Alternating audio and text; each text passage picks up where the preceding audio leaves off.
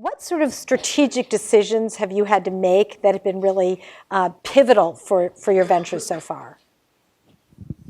Yeah, so I can start off. So when we first started the company, we were looking at making ethanol out of CO2. And the reason being was that we found this huge value proposition. So 10% of what you put in your car now is ethanol. And that ethanol comes from corn ethanol. And in the process of making corn ethanol, for every ton of ethanol they make, they emit a ton of CO2. So we could take their CO2 and make more ethanol and increase the yield by 50%. It's a fuel, so we can make this huge impact.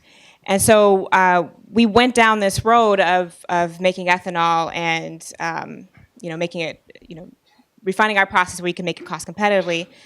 And then a few things happened. Well, one, the oil and gas prices dropped, and so it became harder and harder for us to be cost competitive in that market. And also, it's a really huge market, and for us to kind of prove out our technology, we'd have to be at a really large scale.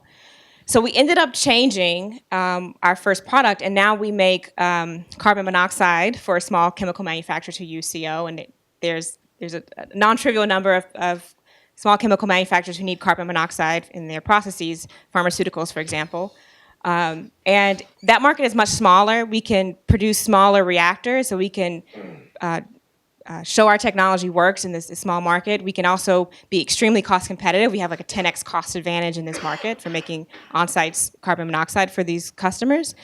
And it ended up allowing us to not have to wait until we could be at this massive scale in order to prove our technology. And it ended up being a really great decision. We were able to get a lot more buy-in from sort of angel investors and other people who were looking at our company. They saw that, okay, we could bring in revenue pretty early while we're testing the technology, and then we could use some of that revenue to get to our larger goal. So it was a really nice decision for us. At least it has been at the moment. We'll see how it pans out.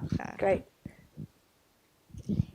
I think the most strategic decision we made, or I made, was who to partner with on the company. I started it without a partner and had never been to Mexico.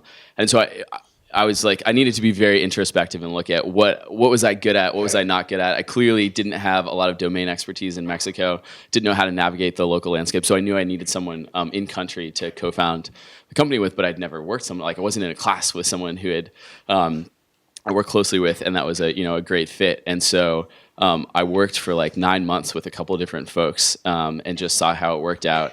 And some of you may know that co-founder breakups are the number one reason startups fail. So this is a huge decision. I made the wrong decision at first and then ended up firing a co-founder, although we didn't make it official, and like that step of messy stuff definitely happens. But since then, the person we did bring on as a co-founder, Pablo Castellanos, has been incredible, and like the only reason we've gotten this far. Everything kind of comes from your team, especially your early team.